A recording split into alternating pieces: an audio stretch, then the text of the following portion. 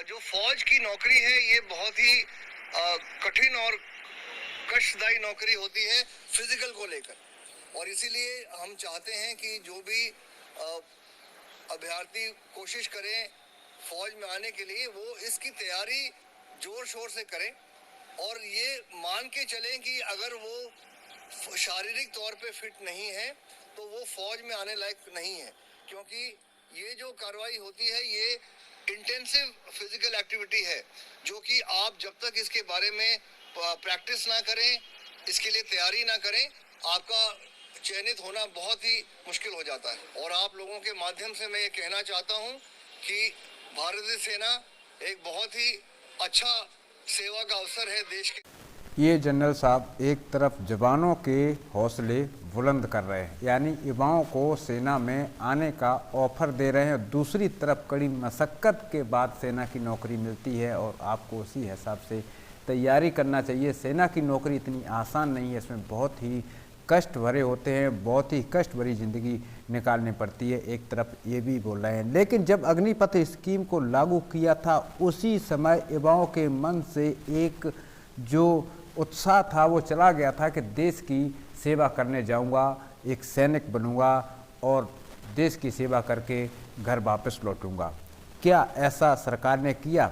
जो भी मनोबल है युवाओं से आज पूछा जाए कितने युवा सेना में जाना चाहते हैं, जिसकी मजबूरी है जाने के लिए, तो अगर बात करूं तो भर्ती दफ्तरों पर लाइन लगी है युवाओं की भर्ती होने के लिए, लेकिन बोलते हैं कि दूर के जो ढोल होते हैं सुहावने लगते हैं। अगर ढोल को सिर के ऊपर बजा दिया जाए तो आपको 1 घंटा नहीं बजा सकते हो, आप परेशान हो जाएंगे। तो देखने वाली बात यही है कि सेना में जाना आसान भी नहीं है और सेना से आना आसान भी नहीं है। जिसके दिल में जिगर हो और जो ये सोचता हो कि मैं 4 साल के लिए शौक से सेना में जाऊंगा, उसके बाद आऊँगा, हाँ जिसको देखना है कि सेना में हकीकत क्या होता है वह जाए। लेकिन अगर सेना को कोई रोजगार करने के लिए जाए तो मैं तो नहीं समझता हूँ कि आज की जो सेना है वह रोजगार और देश प्रेम के लिए बची है, क्योंकि सेना को कमज़ोर करने में सबसे बड़ा हाथ है। जब अग्निपथ स्कीम को लागू किया गया था उस समय आपने देखा होगा कि जितने भी रिटायर्ड कर्नल साहब थे, जितने भी रिटायर्ड जनरल साहब थे, जितने भी रिटायर्ड ब्रिगेडियर साहब थे, जितने भी रिटायर्ड अन्य पदाधिकारी थे, यहाँ तक मंत्रियों ने भी इसको बहुत ही उछाला अग्निपथ स्कीम को। साथ ही सभी सेना के रिटायर अधिकारियों ने इसका विरोध किया कि अग्निपथ स्कीम पहली बात तो देश के अंदर सेना में लागू नहीं होना चाहिए। अगर लागू हो भी जाती है तो इससे क्या बड़े इफेक्ट पड़ेंगे। सभी चीज़ें हमारे रिटायर्ड जो जनरल साहब हैं, जो ब्रिगेडियर साहब हैं, जो मेजर जनरल हैं, लेफ्टिनेंट जनरल है या रिटायर जनरल साहब भी उसमें शामिल थे। और सीडीएस की मैं बात नहीं करूंगा क्योंकि सीडीएस अभी दूसरा सीडीएस है, उस समय पहले सीडीएस ने ये प्रस्ताव पास किया था और वह वीर गति को प्राप्त हो जाने के बाद में अभी के जो सीडीएस हैं अनिल चौहान साहब हैं, और ऐसा कोई भी बयान उनकी तरफ से अपडेट नहीं आया है कि अग्निपथ स्कीम अच्छी है या खराब है। जिस नाम से जो व्यक्ति रोटी खा रहा है तो अपने उस रोटी को खराब कोई नहीं बता सकता है, चाहे उसमें कितने भी कष्ट भरी जिंदगी हो, कुछ भी हो। अग्निपथ स्कीम देश में लागू किया, ठीक है, युवाओं को 4 साल बाद आके दोबारा नौकरी का इंतजार करना पड़ेगा। अगर आपको सेना की नौकरी देना है और वो जवान आप चाहते हैं कि देशभक्त बने, देश की मन से देखभाल करे, तो ये तभी संभव है जब उसके मन से एक भय दूर हो जाएगा कि मैं 4 साल बाद घर नहीं जाऊंगा, अब मैं परमानेंट सैनिक हूँ, तभी कर सकता है। लेकिन आपने देखा होगा आज के समय में हम बोलते हैं कि सेना की नौकरी बहुत ही औंधा नौकरी है, बहुत ही पावरफुल नौकरी है, लेकिन आपने देखा होगा जब भी आप ट्रेन में सफ़र करते हैं तो एक सैनिक जो बॉर्डर से डाउन होता है और उसका रिजर्वेशन सीट कंफर्म नहीं हो पाती है तो वह सैनिक ट्रेन के अंदर बाथरूम वाले डिब्बे के पास में बैठ के आता है, यानी बाथरूम के पास पूरी सफ़र करेगा। लेकिन कोई भी सिविलियंस उससे ये नहीं बोल सकता कि फौजी भाई हमारी सीट खाली है या हमारी सीट पर एडजस्ट हो जाओ, कोई नहीं बोल सकता है। तो यहीं से आपको पता चलता है कि सेना दूर से देखने में अच्छी लगती है, लेकिन लोगों के दिल में क्या है, पूरे लोग एक जैसे नहीं होते हैं। खासकर हमने देखा है कि नॉर्थ ईस्ट में जो ट्रेन चलती है राजधानी एक्सप्रेस, उसमें जितने भी टीटी हैं, हरियाणा साइड के लगभग टीटी हैं, और वह फौजियों के पास टिकट होने के बावजूद भी उनको फंसाते हैं, उनसे मोटा पैसा ऐंठते हैं। तो दोस्तों, ये कौन सा हमारे देश में कानून है? सेना के लिए कोई कानून नहीं है। सिर्फ कानून उसके लिए है कि कानून का उल्लंघन करना तो उसको जेल के अंदर डाल दो। ये कोई नहीं पूछने वाला है कि उसने उल्लंघन देश का क्यों किया। खैर छोड़िए इन सब बातों को। अगर आप अग्निवीर बन के जाएंगे तो आपको इन चीज़ों का पता चलेगा कि सेना की नौकरी क्या है और कैसे एक सैनिक 15 साल, 24 साल, 22 साल और 32 साल अपनी नौकरी करके और जब घर वापस आता तो उससे पूछा जाए कि उसने क्या किया ज़िंदगी में, तो वो यही बोलेगा कि हमने नरक और स्वर्ग के बीच में चक्कर काटे हैं ज़िंदगी में। और इससे बड़ी बात तो मैं नहीं कह सकता हूँ। बाकी जो लोग जाना चाहते हैं जाएंगे, सभी को जाना चाहिए, उस वर्दी का फ़ायदा उठाना चाहिए, उस वर्दी का शौक़ पूरा करना चाहिए, उस वर्दी को देखना चाहिए कि इस वर्दी में ऐसा क्या चीज़ है। लोग बोलने को तो कुछ भी बोल देते हैं, कोई परवाह नहीं है उनको, क्योंकि बोलना ही तो है कि फौज में जा रहे हैं, लेकिन फौज की वैल्यू इन नेताओं ने कम कर दी है। बीजेपी सरकार ने तो अगर बात करूं तो सेना की मिट्टी बिल्कुल ज़मीन में मिला दी है। आज अगर कोई भी फौजी पुलिस थाने में जाता है तो एक पुलिस वाला उससे पूछता है, भाई अग्निवीर हो क्या? फौजी के नाम से फौज में तो हमारा बीएसएफ भी आती थी, सीआरपीएफ भी आती थी, आर्मी भी आती है, एयरफोर्स भी आती है, नेवी भी आती है, सभी फौज में आते हैं, लेकिन सैनिक किसको बोलते हैं ये इनको कौन बताए।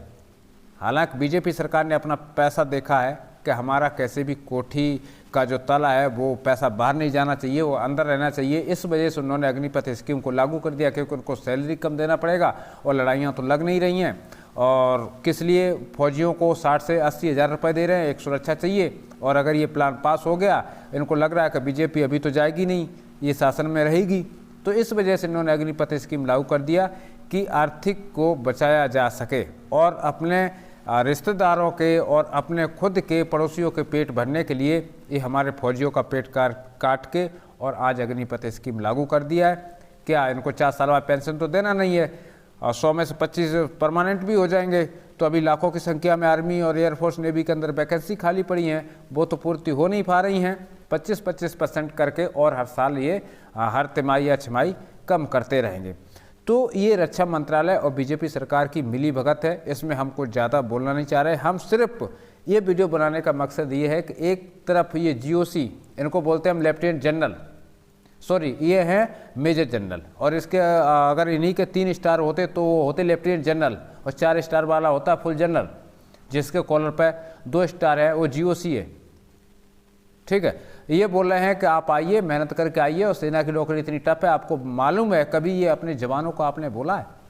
यही जनरल साहब जवानों का खून पीने के बाद में इस रैंक तक पहुंचे होंगे, और जो जवानों का खून पीता है वही आगे बढ़ता है। ये बात ध्यान रखना।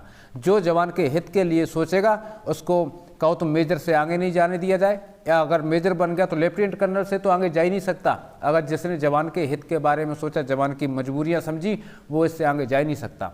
आगे वही जाता है जो जवान का खून पीता है, जवान की छाती पे पैर रख करके आगे बढ़ता है, वही लेफ्टिनेंट जनरल, मेजर जनरल और फुल जनरल तक पहुंचता है। और सीडीएस तो एक चमचा होता है सरकार का, मैं उससे ज़्यादा अभी अब नहीं करूँगा, मैं ज़्यादा इसके बारे में नहीं बोलना चाहता हूँ। खैर मालूम सभी को है सेना के अंदर क्या चल रहा है क्या नहीं चल रहा है, सभी हिंदुस्तानी को मालूम है। लेकिन जो लोग सोचते हैं कि सेना में जाना है तो जाइए दोस्तों। 4 साल के लिए अगर आप सेवा देंगे, आप 2 साल के अंदर सेना से ऊब जाएंगे। आप खुश कहोगे कि मुझे परमानेंट नहीं होना है, मुझे घर जाना है, मुझे परमानेंट नहीं होना, मुझे घर जाना है। क्योंकि सेना में जो अधिकारी करता वही होता है, कर्मचारी जो जवान होते हैं उनके बस की बात कुछ नहीं है। वह एक कीड़े मकोड़ों की ज़िंदगी की से भी ज़्यादा ख़राब ज़िंदगी अपनी जीते हैं। और अगर अधिकारी जाएगा उसके पीछे, अगर सर्दी में भी जा रहा है माइनस टेम्परेचर में, तो उसके पीछे हीटर लग के जाएगा, उसकी गाड़ी हीटर लग के जाएगा, उसका डबल बेड जाएगा, सब चीज़ जाएगा। लेकिन हमारे जवानों के लिए कोई जो हमारी 2.5 टन स्टालियन लागू है वो भी नहीं सरकार दे पाती है, और ये सेना नहीं दे पाती है। तो इस वीडियो जो जनरल साहब ने स्टार्टिंग में कहा कि सेना की भर्तियाँ हो रही हैं, लेकिन कितना परसेंट भर्ती हो रहे हैं, आ रहे हैं, बहुत सारे वह आ रहे हैं। इतना तो डिफ़िकल्ट रूल जो है हमारा जब परमानेंट सेना भर्ती होता था उसमें नहीं थे, तो आज कौन सा परमानेंट सेना भर्ती हो रहा है? आज भी नॉर्मल भर्तियां हो रही हैं। तो सरकार को भर्ती के हिसाब से रूल को फॉलो करना चाहिए था। नॉर्मल भर्ती 4 साल के लिए बच्चा क्या करेगा? मेडिकल फिटनेस होना चाहिए, शारीरिक फिटनेस होना चाहिए, ये 2 चीज़ होती है। अब उसमें अब आप अव्वल दर्जे का लेंगे तब तो ये असंभव है। अगर अग्निवीर की नौकरी 4 साल का मौका मैं तो कहूँगा हर हिंदुस्तानी को मिलना चाहिए, चाहे वो जनरल का बेटा हो या कर्नल का बेटा हो या फिर रक्षा मंत्री का बेटा हो या प्रधानमंत्री का बेटा हो, सभी को 4 साल के लिए सेना में जाना चाहिए। उनको पता लगना चाहिए कि सेना क्या चीज़ है, तब ये सेना सुधर सकती है। वरना ये वाइट कुर्ता पाजामा पहन करके और सदन में बैठ करके बातें तो हर किसी को आती हैं, क्योंकि एसी लगी है। और जो हमारे जवान लेह लद्दाख में बैठे हैं माइनस टेम्परेचर में, उनको पूछिए जा करके कि असली सेना क्या होती है। जो गलवान में हमारी सेना बैठी है उनको पूछिए असली सेना क्या होती है।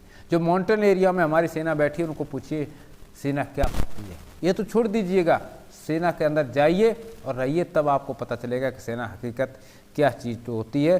सदन में बैठना और देश हित की बात करना ये सिर्फ किताबी बातें होती हैं। ग्राउंडली जो देखता है उसको पता होता है कि असली सेना क्या चीज़ है।